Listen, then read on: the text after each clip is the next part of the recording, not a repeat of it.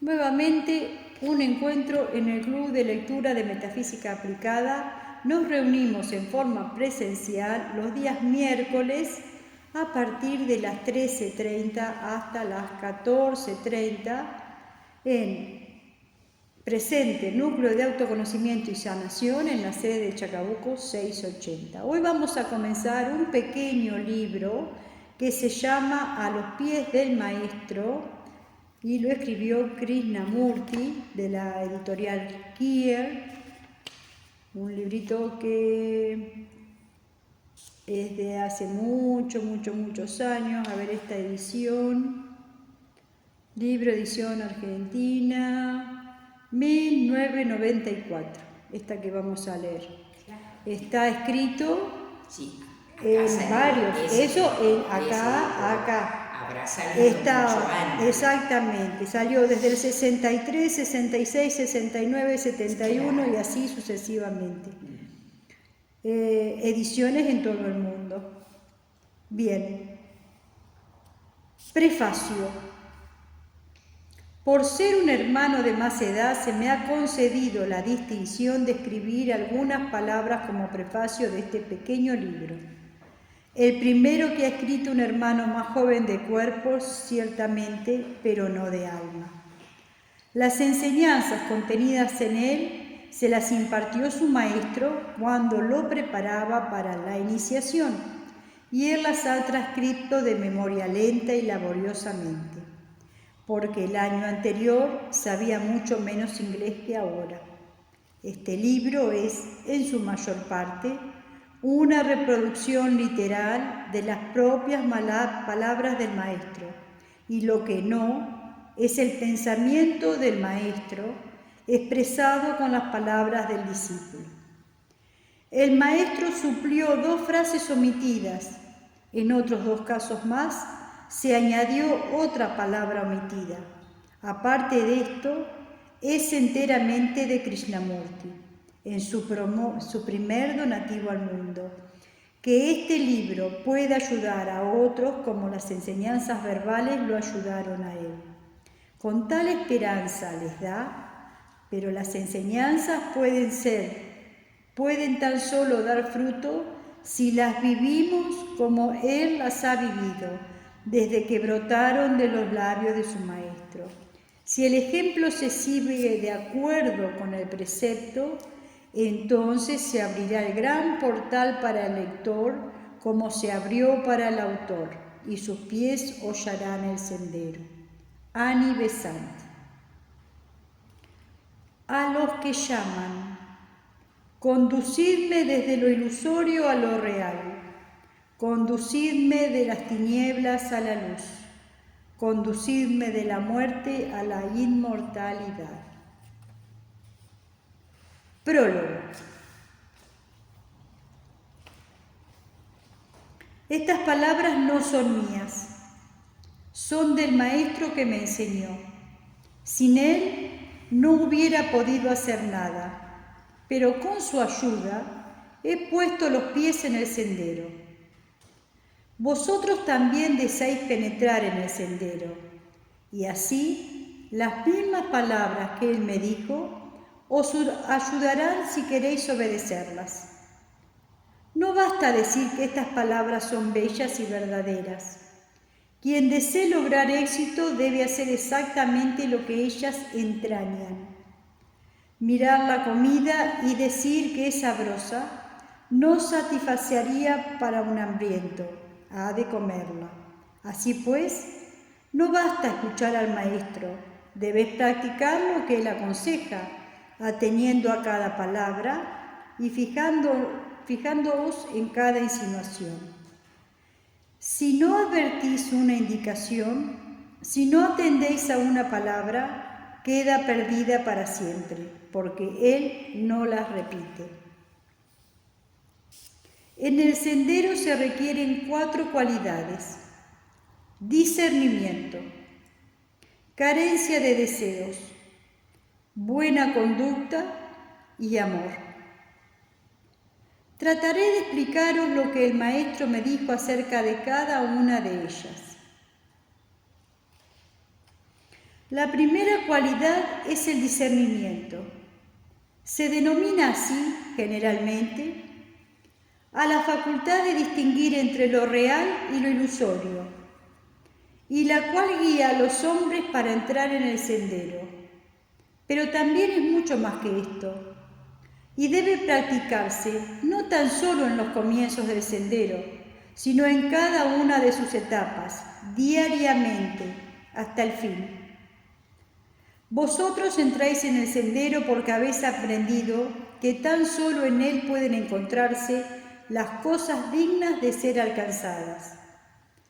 Los que no saben esto trabajan para adquirir riqueza y poder, pero esto dura a lo más una vida tan solo, y por lo tanto no es real. Hay bienes mayores, reales y perdurables. Cuando los hayáis alcanzado, ya no desearéis jamás aquellos otros.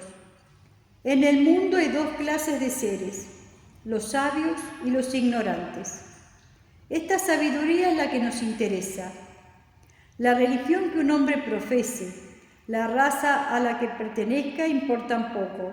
Lo que es realmente importante es que los hombres conozcan el plan divino, porque el plan de Dios es la evolución. Una vez que el hombre realmente lo reconoce, no puede sino identificarse con sus designios y trabajar de acuerdo con él, porque es tan glorioso como bello. Así, conociéndolo, permanece al lado de Dios, firme para el bien y resistente contra el mal, trabajando para la evolución y no por egoísmo. Si está al lado de Dios, está unido a nosotros. Y no importa lo mínimo que se llame hindú o budista, cristiano o maometano, ni que sea indio o inglés, chino o ruso. Los que están al lado de Dios saben por qué están aquí y cuál es su misión y procuran cumplirla.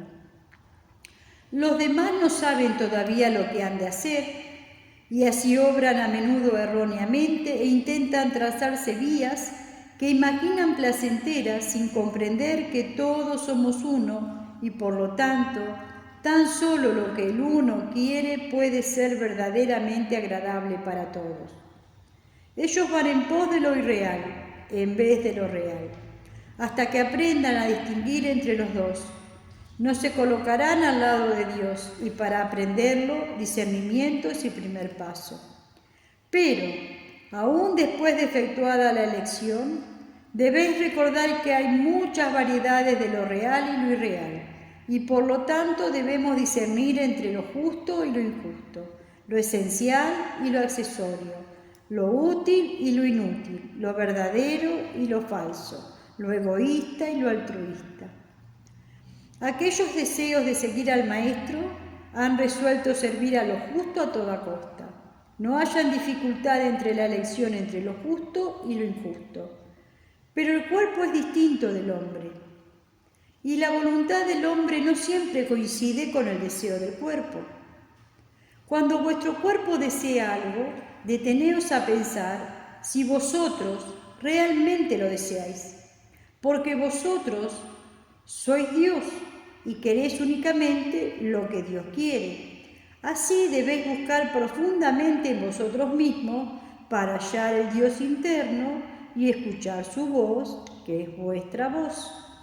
No confundáis con vosotros mismos ni vuestro cuerpo físico, ni vuestro cuerpo astral, ni vuestro cuerpo mental, porque cada uno de ellos pretenderá ser el yo, a fin de obtener lo que desea. Debéis conocerlos todos y reconocerlos por su dueño. Cuando se ha de hacer un trabajo, el cuerpo físico quiere descansar, pasear, comer y beber. Y el ignorante se dice a sí mismo: yo quiero hacer estas cosas y debo hacerlas. Pero el sabio dice: lo que en mí desea no soy yo y puede esperar. A menudo, cuando se presenta alguna oportunidad para ayudar a alguien, el cuerpo incita a pensar: ¿qué molestia me causa esto? Dejemos que otro lo haga. Pero el hombre le replica a su cuerpo: tú no me estorbarás para practicar el bien. El cuerpo es nuestro animal, el caballo que cabalgamos, por tanto debéis tratarlo y cuidarlo bien. No debéis fatigarlo, debéis alimentarlo tan solo con comidas y bebidas puras y llevarlo escrupulosamente limpio de la más leve mancha. Porque si un cuerpo perfectamente limpio y sano, no podráis llevar a cabo el arduo trabajo de preparación, ni podráis soportar el esfuerzo incesante. Pero vosotros debéis gobernar constantemente el cuerpo, nunca el cuerpo a vosotros. El cuerpo astral tiene sus deseos a docenas. Él os inclina a la cólera, a la injuria, a la envidia, a la avaricia, a codiciar los bienes ajenos, a sumirnos en la depresión. El cuerpo astral quiere todas estas cosas y muchas más, no porque desee perjudicaros, sino porque le gustan las vibraciones intensas, así como el cambio constante de ella. Mas vosotros no necesitáis estas cosas, y por eso debéis distinguir entre vuestros deseos y los de vuestro cuerpo. Nuestro cuerpo mental desea pensar orgullosamente que es algo separado de los demás, pensar dándose mucho valor a sí mismo y poco a los otros. Aun cuando lo hayáis apartado de las cosas mundanas, persiste en especular sobre sí mismo, en incitarnos a pensar en vuestros propios progresos, en vez de pensar en la labor de los maestros y en ayudar a los demás. Cuando meditéis, tratará de haceros pensar en las diferentes cosas que Él desea, en vez de pensar en lo que vosotros queréis. Vosotros no sois esta mente, sino que ella está a vuestro servicio, y así también en este caso es necesario el discernimiento. Debéis vigilar constantemente, so pena de fracaso. El ocultismo no tiene compromiso entre lo injusto y lo injusto, entre lo justo y lo injusto. Debéis hacer a toda costa lo justo. Debéis dejar de hacer lo injusto, sin importaros lo que el ignorante piense o diga. Debéis estudiar profundamente las leyes ocultas de la naturaleza y cuando las conozcáis, ordenar vuestra vida de acuerdo con ella, empleando siempre la razón y el sentido común. Debéis saber distinguir lo importante de lo secundario, firmes como una roca cuando lo justo y de lo injusto se trate. Dad siempre la razón a los demás en cosas de poca importancia, porque debéis ser siempre amables y cariñosos, razonables y condescendientes. Habéis de conceder siempre a los demás la misma libertad que necesitáis para vosotros mismos. Tratad de ver lo que es más meritorio que hagáis, y recordad que no debéis juzgar las cosas por su aparente grandeza. Es mucho más meritorio hacer una cosa mínima, pero útil a la labor del maestro, que otra de mayor apariencia de las que el mundo llama buenas. Debéis distinguir no tan solo entre lo útil y lo inútil, sino entre lo útil y lo menos útil.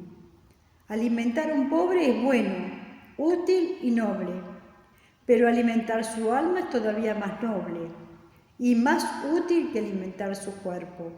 Cualquier rico puede alimentar el cuerpo de un necesitado, pero tan solo los sabios pueden alimentar su alma. Si sos sabio, vuestro deber es ayudar a otros en el logro de la sabiduría. No obstante, por sabios que seáis, tenéis mucho que aprender en este sendero, y por esto también es preciso el discernimiento. Debéis pensar cuidadosamente lo que es mejor que aprendáis. Todo conocimiento es útil, y llegará el día en que lo alcancéis, pero mientras tan solo poseáis una parte, cuidad de que esa sea la más útil. Dios es tanto sabiduría como amor, y cuanta más sabiduría alcancéis, mejor podréis manifestar a Dios. Estudiad, pues, más en primer lugar, estudiando lo que os ayude a ayudar a otros. Estudiad pacientemente, no porque los hombres os llamen sabios, ni aun por tener la dicha de serlo, sino porque tan solo el sabio puede ayudar sabiamente. Por mucho que deseéis ayudar, si sois ignorante, podéis hacer más mal que bien. Debéis saber distinguir lo falso de lo verdadero. Debéis aprender a ser verídicos en todas las circunstancias, en pensamientos, en palabra y en obra. Primero en pensamiento, y esto no es fácil, porque en el mundo hay muchos pensamientos falsos, muchas supersticiones tontas, y nadie que esté esclavizado por ellas puede progresar. Así pues, no debéis sostener una idea precisamente porque otros la sostienen, ni porque se haya creído en ella durante siglos, ni porque esté escrito en algún libro que los hombres tengan por sagrado. Debéis pensar acerca de aquel asunto por vosotros mismos y juzgar si es razonable. Recordar que la opinión de 1 millar de hombres acerca de algún asunto que desconozcan no tiene ningún valor. Los que piensan hollar el sendero deben aprender a pensar por sí mismos, porque la superstición es uno de los mayores males del mundo, una de las ligaduras de que totalmente debéis desembarazaros. En lo tocante a los demás, vuestros pensamientos deben ser verídicos. No debéis pensar acerca de nadie lo que no sepáis. No supongáis que los demás están siempre pensando en vosotros. Si un hombre hace algo que parezca perjudicaros o dice algo que creáis que se refiere a vosotros, no penséis entonces, quiere ofenderme. Probablemente ni siquiera piensa en vosotros, porque cada alma tiene sus propias tribulaciones y pensamientos, que flotan principalmente alrededor de ella. Si un hombre os habla colérico, no penséis, me odia, trata de herirme. Quizá otra persona o alguna otra cosa lo han contrariado y porque tropieza eventualmente con vosotros, descarga su cólera en vosotros. Él obra imprudentemente, porque toda clase de cólera es prueba de insensatez. Pero vosotros no os debéis formar de él un juicio equivocado. Cuando seáis discípulos del Maestro, podréis poner siempre a tono la pureza de vuestros pensamientos comparándolos con los suyos. Porque el discípulo es uno con su Maestro y debe procurar fundir su pensamiento con el suyo y ver si coinciden. Si no están a tono, su pensamiento no es recto y debe variarlo inmediatamente porque los pensamientos del Maestro son perfectos, puesto que Él lo sabe todo. Lo que todavía no han sido aceptados por Él no pueden hacerlo del todo, pero pueden ayudarse mucho deteniéndose a pensar a menudo. ¿Qué pensaría el Maestro en esta circunstancia? ¿Qué haría o qué diría el Maestro acerca de esto? Porque no debéis nunca hacer, decir o pensar lo que no podáis imaginar al Maestro haciéndolo, diciéndolo o pensándolo. Aún al relatar habéis de ser verídicos, exactos y sin exageración. Nunca atribuyáis intenciones a otro, tan solo su Maestro conoce sus pensamientos y él puede estar obrando por razones de que no tenéis idea. Si os dicen algo en contra de alguna persona, no lo repitáis, podría no ser verdad, y aun cuando lo fuese, es caritativo callar. Pensar bien antes de hablar, no sea que incurráis en inexactitudes. Ser verídicos en la acción. Jamás pretendáis ser otro del que sois, porque toda pretensión sirve de impedimento a la pura luz de verdad, que debe brillar a través de vosotros como la luz del sol brilla a través de un diáfano cristal. Debéis distinguir entre el egoísmo y el desinterés, porque el egoísmo se presenta bajo muchas formas Y cuando creáis que al fin lo habéis destruido en algunos de sus aspectos, surge otro tan fuerte como siempre. Pero gradualmente os irá animando tan por completo el pensamiento de ayudar a los demás que no habrá lugar ni tiempo para pensar en vosotros mismos. También debéis distinguir en otro sentido, aprender a reconocer a Dios en todos los seres y en todas las cosas, prescindiendo del mal que puedan presentar en la superficie. Podéis ayudar a vuestros hermanos por medio de lo que tenéis de común con ellos. Esto es la vida divina. Aprender a despertarla y a vivificarla en ellos. Así los salvaréis de lo falso. Bueno. 2. Hay muchos individuos para quienes la cualidad carencia de deseos es verdaderamente difícil, porque sienten que sus deseos son ellos mismos y que si desechan sus deseos peculiares, sus gustos y sus disgustos, dejará de existir su yo. Pero esto le sucede tan solo a quienes no han visto al Maestro. A la luz de su santa presencia se extinguen todos los deseos, menos el de igualarse a Él. Sin embargo, antes de que gocéis de la felicidad de encontraros frente a frente con Él, podéis alcanzar, si queréis, la carencia de deseos. El discernimiento os ha mostrado ya que las cosas que los hombres más desean, como la riqueza y el poder, no tienen valor alguno. Cuando esto no se dice tan solo, sino que se siente en verdad, cesa todo deseo de ellos. Así pues, todo es sencillo. Solo se requiere que lo comprendáis. Pero hay algunos que cesan de perseguir los bienes terrenales con el fin de ganar el cielo o de alcanzar la liberación personal del renacimiento. No debéis caer en este error. Lo voy a volver a repetir. Así pues, todo es sencillo, solo se requiere que lo comprendáis. Pero hay algunos que cesan de perseguir los bienes terrenales con el fin de ganar el cielo o alcanzar la liberación personal del renacimiento. No debéis caer en este error. Una cosa es llegar a la conclusión interna que las cosas más importantes que están en la vida no son la riqueza, la fama y las cosas externas, y uno estar convencido de eso.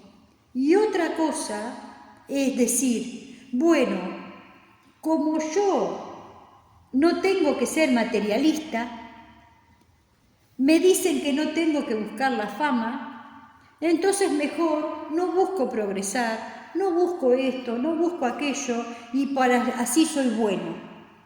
Vieron que hay un sector ahora más habitual de personas que consideran que esforzarse, que trabajar, que esto, que aquello, que lo otro, ¿sí? No tiene mucho sentido porque lo más importante, dicen, es lo de adentro. Bueno, esto para el conocimiento de los yogis hinduistas es un error. No es lo mismo tener carencias de deseos materiales, porque la persona que tiene carencia de materiales trabaja muchísimo. No es que no trabaja, no es que tiene carencia de deseos materiales y se queda todo el día durmiendo. Trabaja mucho más que tiene plata para poder hacer otra cosa. Sí. ¿Se comprende? Sí. Entonces, no es una cosa para justificar, lo más importante no es material, entonces yo no. Ahí estaríamos teniendo otros problemillas espirituales. Además, si sos espiritual y tenés mucha riqueza, ¿cuánto más podés hacer? Podés hacer. Y sí, bien. Si habéis olvidado al yo, no podéis pensar en la hora de que ese yo sea libre o qué clase de cielo tendrá. Recuerda que todo deseo egoísta ata, por elevado que sea su objeto, y en tanto no hayáis librado de él, no estaréis enteramente preparados para dedicaros a la labor del Maestro. Cuando desaparezcan todos los deseos que se refieren al yo, todavía puede existir el deseo de ver los resultados de vuestra obra. Si ayudáis a alguien, queréis ver cuánto lo habéis ayudado. Aún tal vez queréis que aquel a quien habéis ayudado también lo vea y os lo agradezca. Esto es todavía deseo y además es falsa de confianza. Para otras religiones, ¿sí?, este tipo de actitudes es soberbia. Es soberbia. O sea, está dentro de las cuestiones de la soberbia, ¿sí? Cuando hacéis todo el esfuerzo que podéis para ayudar, debe dar un resultado, tanto si podéis verlo como si no. Si reconocéis la manera de obrar de la ley, sabéis que esto es así. Por esto debéis obrar rectamente por amor a lo recto, no con la esperanza de la recompensa. Debéis trabajar por amor al trabajo, no por la esperanza de ver el resultado. Debéis entregaros al servicio del mundo porque lo amáis y no porque podéis dejar de entregaros a él. No deseéis poderes psíquicos. Ya vendrán cuando el Maestro comprenda que debéis tenerlos. Además, ese esforzarse en adquirirlos trae consigo muy a menudo una gran perturbación. Frecuentemente a su poseedor le descarría los falsos espíritus de la naturaleza, o se envanece y cree que él no puede caer en el error, y el tiempo y el esfuerzo que emplea para alcanzar estos poderes podría emplearlos de cualquier otro modo en trabajar para los demás. Los poderes vendrán en el curso del desarrollo. Deben venir. Si el Maestro ve que es útil que los tengáis antes, os enseñará a desarrollarlos sin peligro. Hasta entonces estaréis mejor sin ellos. Además, debéis precaveros de ciertos pequeños deseos que son comunes en la vida diaria. No os deseéis jamás brillar o parecer superior en ningún sentido. No habléis mucho, es mejor hablar poco, es mejor todavía callar. Hasta que estéis seguros de lo que vais a decir es verdadero y bueno y puede ayudar a otros. Antes de hablar, pensad cuidadosamente si lo que vais a decir posee estas tres cualidades. Si no es así, no lo digáis. Las cualidades serían si es algo bueno, verdadero y puede ayudar a otro. Lo mejor es acostumbrarse desde el primer momento a pensar cuidadosamente antes de hablar, porque cuando alcancéis la iniciación debéis fijaros en cada palabra, no sea que digáis lo que no debe decirse. Mucha habladuría vulgar es insensata y vana. Cuando es chismosa es maligna. Así, acostumbrados a escuchar, mejor que a hablar. No expongáis opiniones a menos que las pidan directamente. En resumen, las cualidades son saber oír, querer y callar, y la última es la más ardua de todas. Otro común deseo que debéis reprimir severamente es el de inmiscuiros en los asuntos de los demás. Lo que el otro haga, diga o crea no es cosa vuestra. Y debéis aprender a dejarlo completamente solo. Él tiene perfecto derecho al pensamiento, a la palabra y acción libres, mientras no se meta con otro. Así como vosotros reclamáis la libertad de hacer lo más conveniente, debéis concederle la misma libertad.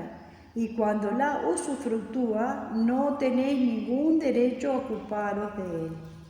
Si pensáis que obra equivocadamente y podéis hallar la oportunidad de decirle privadamente y con la mayor delicadeza vuestra opinión, es posible que lo convenzáis, pero hay muchos casos en que, aún de esta manera, la intervención sería impropia. Nunca debéis hablar a una tercera persona acerca del asunto, porque esta es una acción muy baja. Si veis un caso de crueldad contra un niño o un animal, vuestro deber es defenderlo. Si estáis encargados de instruir a otra persona, en vuestro deber reprender afectuosamente sus faltas. Excepto en semejante caso, ocupaos de vuestros propios asuntos y ejercitad la virtud del silencio. Capítulo 3. Las 6 reglas de conducta que particularmente se requieren las da el maestro en este orden: dominio de la mente, dominio de la acción, tolerancia, alegría, aspiración única, confianza. Sé que algunas de estas cualidades se han denominado diferentemente, pero yo hago uso de los nombres que el maestro mismo les daba al explicármelas. Dominio de la mente. La cualidad carencia de deseos nos demuestra que debemos dominar el cuerpo astral. Esta otra significa lo mismo con relación al cuerpo mental. Ello implica el dominio del temperamento, de suerte que no podáis sentir cólera o impaciencia.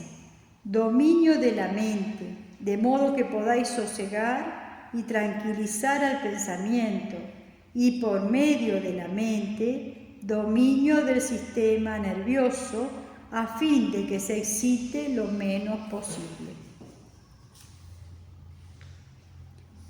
Esto último es difícil, porque cuando os preparáis para entrar en el sendero, no podéis evitar que vuestro cuerpo se haga más sensitivo, y así los nervios son perturbados por cualquier choque o sonido y se sienten agudamente cualquier presión, mas debéis hacer lo posible por evitarlo. Mente tranquila también significa valor para arrastrar sin temor las pruebas y dificultades del sendero. Significa además firmeza para considerar serenamente cuanto os acontezca en la vida cotidiana y evitar el incesante tedio e inquietud que dimanen de ciertos pormenores de la vida, en lo que muchos malgastan la mayor parte del tiempo. El maestro enseña que a un hombre no le debe importar lo más mínimo cuando provenga del exterior: tristeza, disgusto, enfermedades, pérdidas. Todo esto nada debe significar para él, ni ha de permitir que perturbe la calma de su mente. Estas cosas son el resultado de pasiones, de pasadas acciones, y cuando sobrevengan debéis soportarlas con calma, recordando que todo el mal es transitorio y que vuestro deber es permanecer siempre contentos y serenos. Aquello pertenece a vuestras vidas anteriores, no a esta. No podéis alterarlo y así es inútil preocuparos por ello. Pensad mejor lo que hacéis ahora, lo cual determinará los acontecimientos de vuestra próxima vida, pues esto podéis modificarlo. No se da jamás a la tristeza o a la depresión. La depresión es un mal, porque contamina a otros y torna sus vidas más penosas, a lo cual no tenéis derecho alguno. Por esta razón, si alguna vez se acometen, desecharlas para siempre. Aún en otro sentido debéis dominar vuestro pensamiento. No le permitas cerrar a la aventura.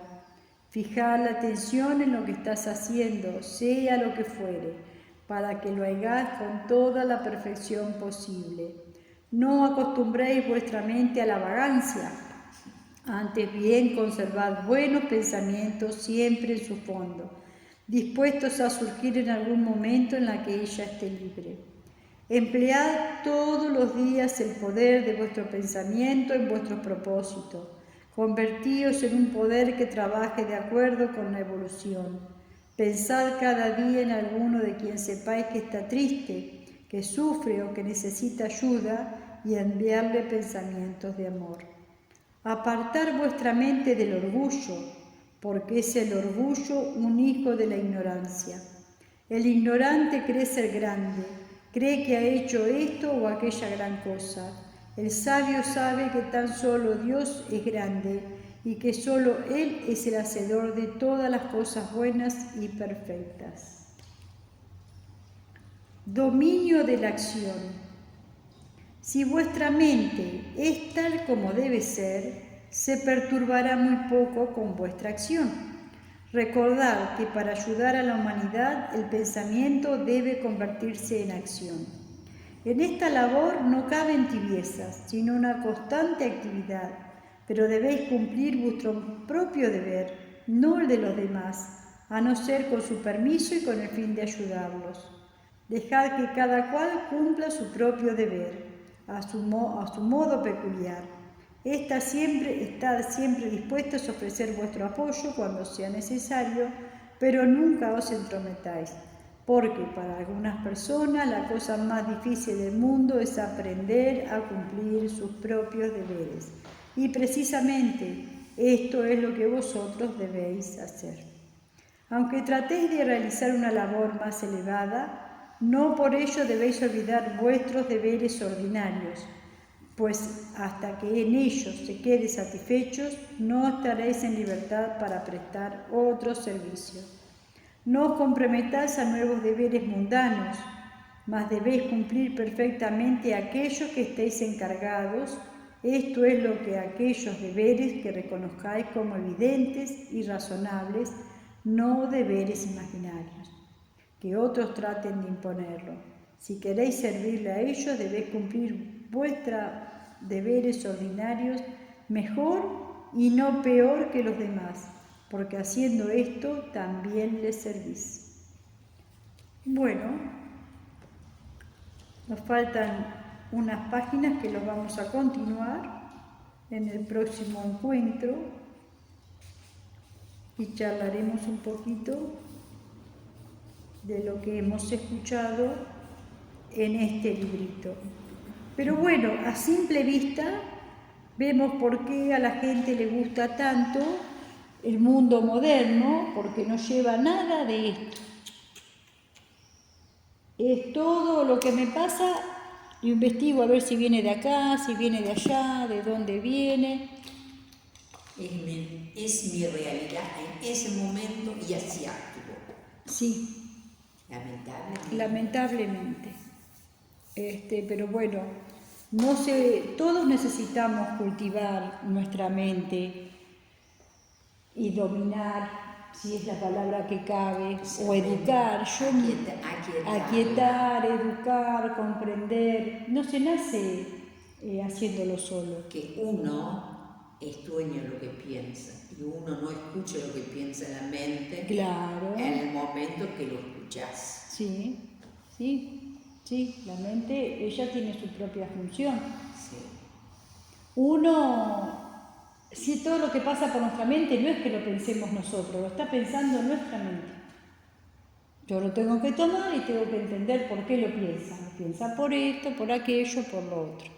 ¿Sí? Es como un niño sin educación. Claro, sí, hay que educarlo. Sí, hay que educarlo. Bueno, hasta acá llegamos con el encuentro de hoy.